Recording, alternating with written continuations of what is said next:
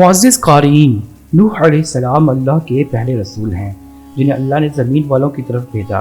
جب اللہ تعالیٰ نے نوح کو مبعوث فرمایا تو انہوں نے لوگوں کو ایک اللہ کی طرف بلایا اور کہا کہ اللہ تعالیٰ کے ساتھ کسی کو شریک نہ ٹھہرائیں۔ حضرت نوح علیہ السلام کے بعد ہر نبی اور رسول حضرت نوح علیہ السلام کی اولاد میں سے ہیں۔ حضرت ابراہیم علیہ السلام بھی ان کی اولاد میں سے ہیں۔ حضرت نوح علیہ السلام کی کشتی کس درخت پہ بنی اور اس میں کتنا عرصہ لگا؟ اللہ تعالیٰ نے حضرت نوح علیہ السلام کو حکم دیا کہ زمین میں ایک درخت لگاؤ، جب وہ تیار ہو جائے تو اس کی لکڑی سے ایک کشتی بنائی جائے۔ اللہ کے حکم پر عمل کرتے ہوئے نوح علیہ السلام نے ایک درخت لگایا اور اس کے تیار ہونے میں 100 سال لگے اور بعض کے مطابق 40 سال لگے، واللہ عالم۔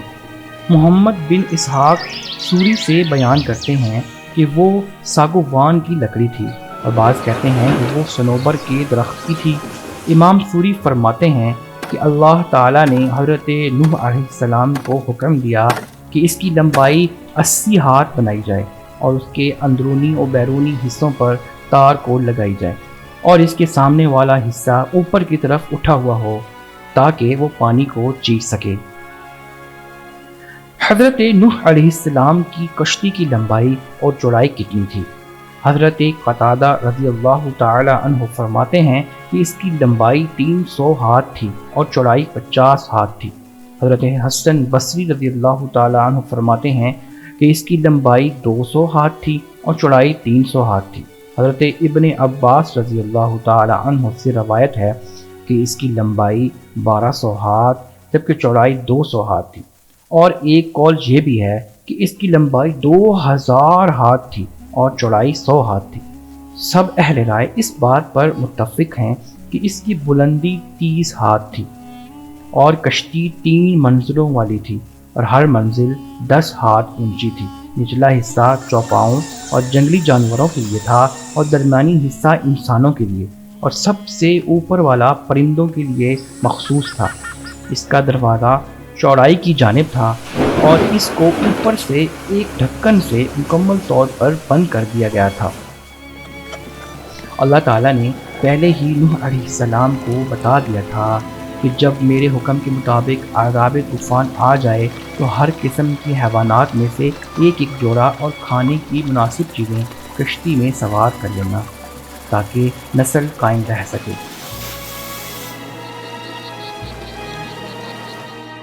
اور ساتھ ہی اپنے گھر والوں کو سوار کر لینا، اور جن کے بارے میں اللہ تعالیٰ فیصلہ کر چکا ہے یعنی جو کافر ہیں تو ان پر تیری دعا نافذ نہ ہوگی اور اللہ کا عذاب ان کو اپنی لپیٹ میں لے لے گا، ان سے عذاب ٹل نہیں سکتا۔ اور ساتھ ہی ساتھ اللہ تعالیٰ نے یہ حکم دیا کہ جب میری طرف سے عذاب نظر آ جائے تو کافروں اور ظالموں کے بارے میں مجھ سے کوئی بات نہ کرنا، کیونکہ ان کی تباہی کا میں فیصلہ کر چکا ہوں اور میرا فیصلہ واپس نہیں لیا جا سکتا، اور اللہ جو چاہتا ہے سو کرتا ہے۔ کشتی میں سب سے پہلے کون سا جانور سوار ہوا؟ حضرت ابن عباس رضی اللہ تعالی عنہ سے روایت ہے کہ سب سے پہلے پرندوں میں سے کشتی میں طوطا سوار ہوا اور جانوروں میں گدھا سب سے آخر میں کشتی میں سوار ہوا۔ کشتی میں سوار لوگوں کی تعداد کتنی تھی؟ حضرت ابن عباس رضی اللہ تعالی عنہ کا قول ہے کہ عورتوں سمیت 80 افراد تھے۔ حضرت کعب رضی اللہ تعالی عنہ کے مطابق 72 افراد تھے، اور ایک قول یہ بھی ہے کہ حضرت نوح علیہ السلام کے 3 بیٹے اور یام بیٹے کی بیوی سمیت 4 بہویں بھی سوار ہوں، اور صرف یام الگ ہوا اور نجات نہ پا سکا۔ اللہ تعالیٰ نے نوح علیہ السلام کو حکم دیا کہ جب تو اور تیرے ساتھی کشتی میں سوار ہو جائیں تو آپ یوں کہیں: تمام تعریفیں اللہ کے لیے ہیں جس نے ہم کو ظالموں سے نجات بخشی۔ اے پروردگار، ہم کو مبارک جگہ اتارنا اور تو سب سے بہتر اتارنے والا ہے۔ اللہ تعالیٰ نے کشتی کی کیفیت کو اس طرح بیان فرمایا کہ وہ پہاڑوں جیسی موجوں میں ان کو لے کر چل رہی تھی، کیونکہ زمین پر اتنی بارش کر دی تھی کہ اس سے پہلے اور اس کے بعد کبھی اتنی بارش نہیں ہوئی۔ کشتی کتنے دن بیت اللہ کا چکر لگاتی رہی۔ حضرت ابن عباس رضی اللہ تعالی عنہ سے مروی ہے کہ انہوں نے فرمایا نوح علیہ السلام کے ساتھ کشتی میں 80 لوگ اور ان کے گھر والے سوار تھے، اور وہ کشتی میں 150 دن ٹھہرے، اور اللہ تعالیٰ نے کشتی مکہ کی جانب متوجہ کر دی تو وہ 40 دن بیت اللہ شریف کا چکر لگاتی رہی، اور پھر اللہ نے اسے جودی پہاڑ کی طرف موڑ دیا جہاں آ کر وہ ٹھہر گئی۔ نوح علیہ السلام نے کوے کو بھیجا کہ وہ زمین کے متعلق خبر لائے۔ وہ گیا اور مردوں پر بیٹھ کر ان کا گوشت کھانے لگا اور لیٹ ہو گیا۔ پھر انہوں نے کبوتر کو بھیجا تو وہ زیتون کے پتے لایا اور اس کے پاؤں مٹی میں لتھڑے ہوئے تھے، تو نوح علیہ السلام سمجھ گئے کہ پانی خشک ہو گیا ہے، تو وہ جودی پہاڑ سے اترے اور وہاں ایک بستی آباد کی جس کا نام سمانین رکھا۔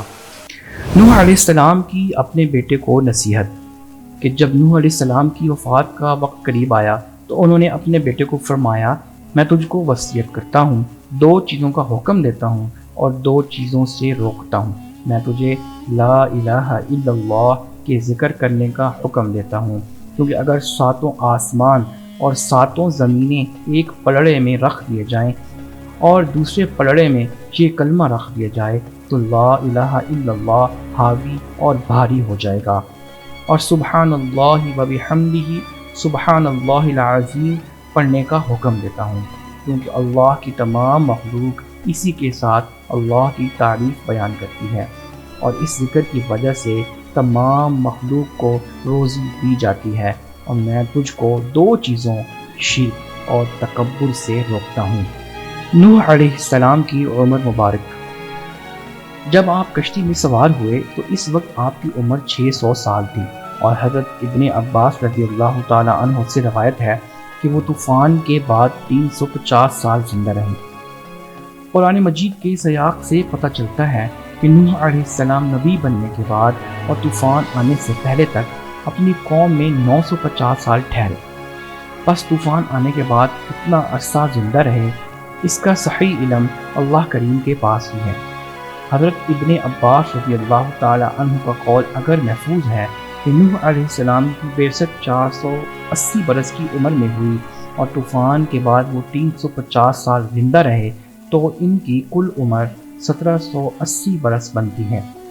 ابن جریر اور الازرقی نے عبد الرحمن بن ثابت اور دیگر تابعین سے مرسلاً روایت کیا ہے کہ ان کی قبر مبارک مسجد حرام میں ہے، اور بعض متاخرین کے نزدیک ان کی قبر مبارک بقا شہر میں ہے، جو آج کل قرق نوح کے نام سے مشہور ہے، اور اسی وجہ سے وہاں ایک مسجد بھی تعمیر کی گئی ہے۔